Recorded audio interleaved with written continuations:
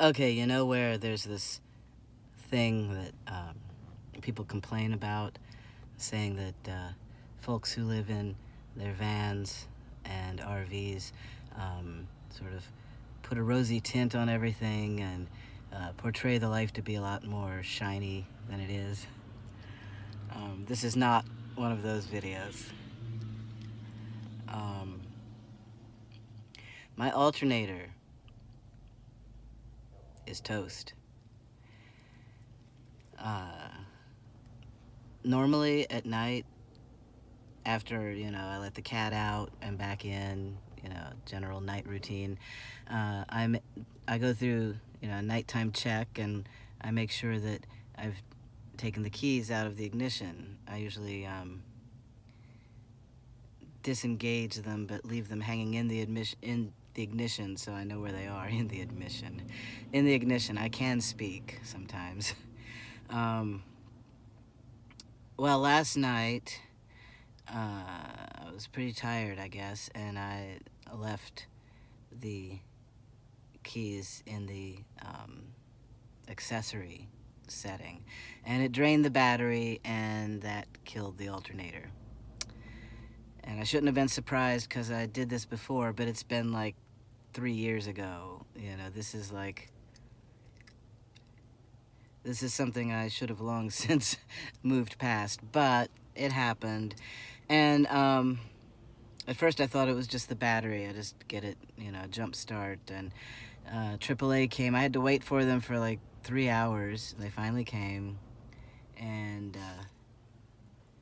he said, "No, it's your alternator's broken," because he would start it and then take one terminal off, and it would immediately die. And he wouldn't charge my battery. He just left me like that.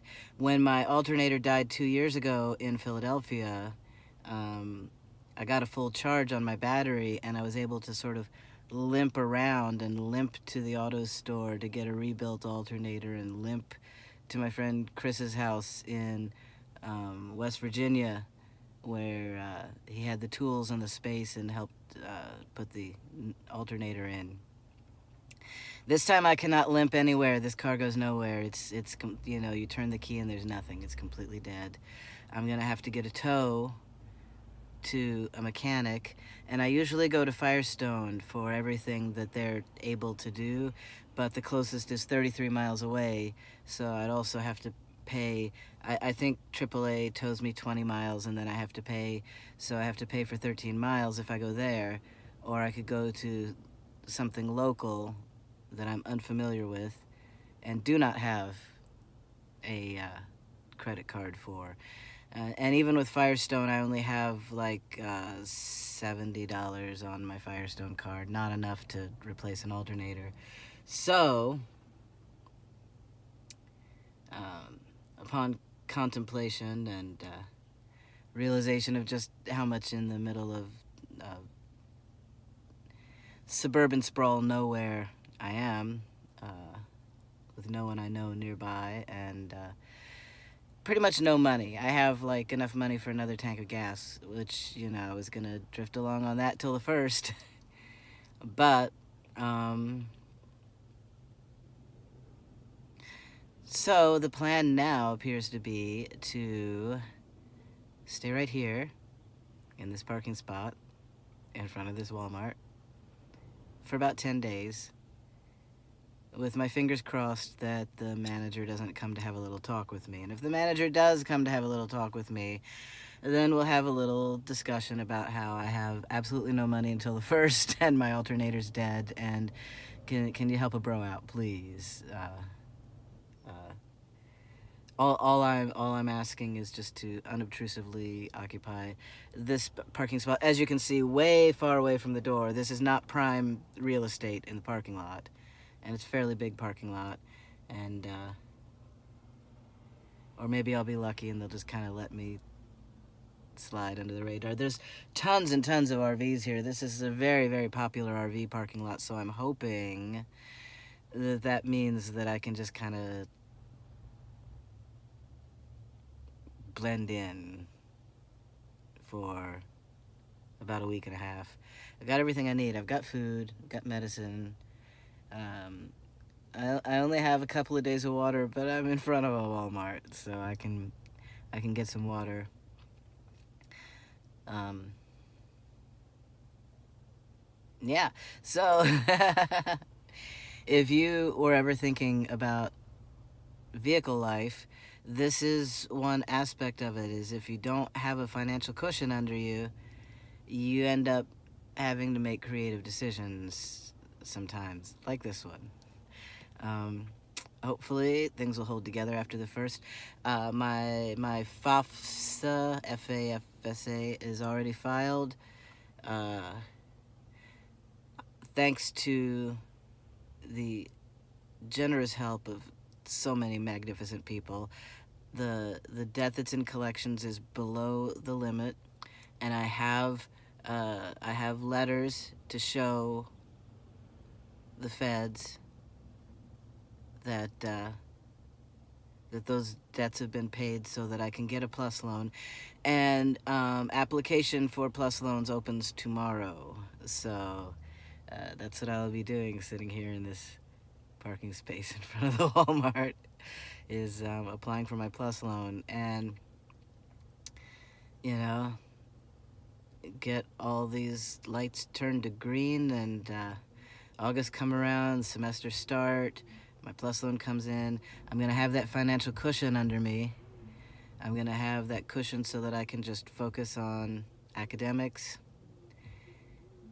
and not have to, you know, hopefully, knock on wood, not have to deal with this kind of situation again, because I will have, at least for the next couple of years while I'm in school, I'll have a cushion of money to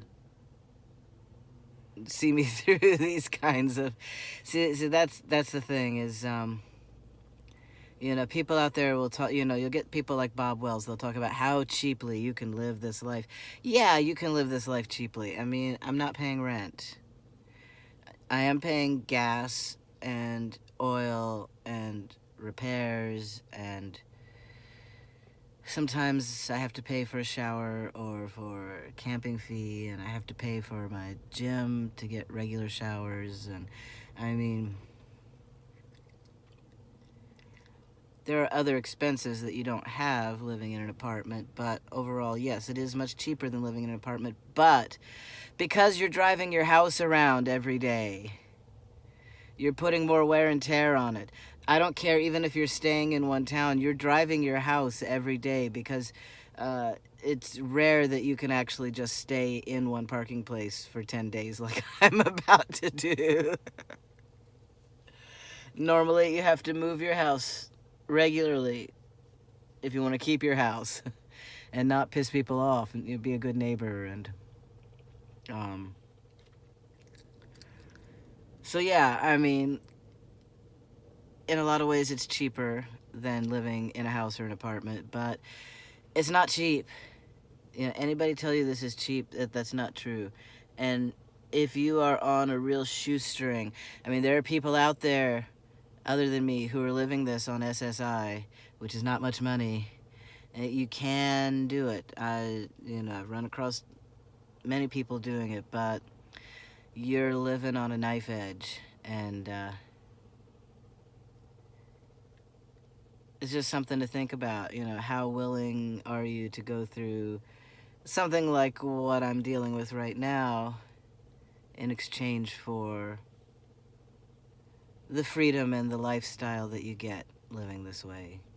Um, that's a question only you can answer. Nobody else can decide for you, because this is a beautiful life, but it is not always an easy life. Um,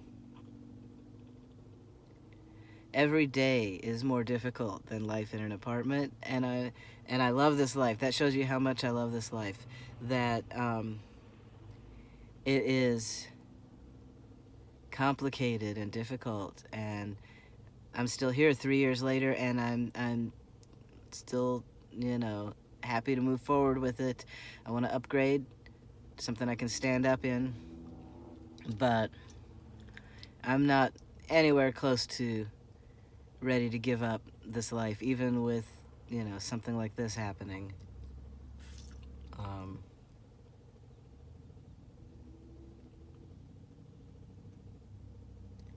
this is the life I'm meant to have.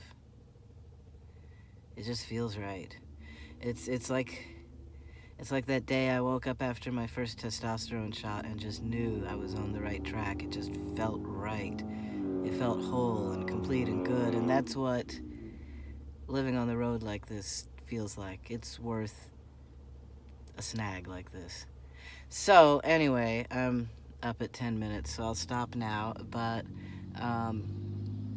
you know, I'll put up another video, let you know how things are going here in the trenches, trying to semi-stealthily live for a week and a half in a parking space I'm not really supposed to be in. This is minivan life. Right, Mr. Kitty? Mr. Kitty says yes. Trust the cat. He knows. He would not lead me astray. So, I hope you're having a less complicated day than I am, and take care. Talk to you later.